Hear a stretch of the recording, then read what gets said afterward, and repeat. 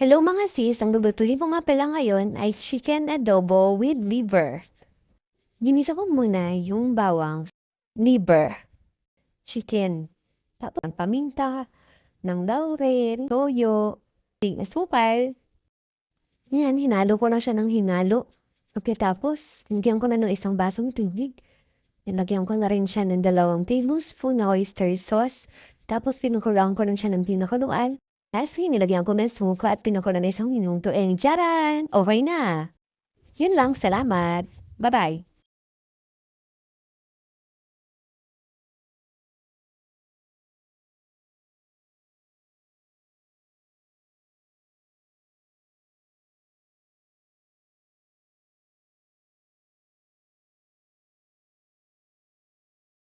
Don't forget to subscribe to my channel and hit my notification bell para updated ka, sis.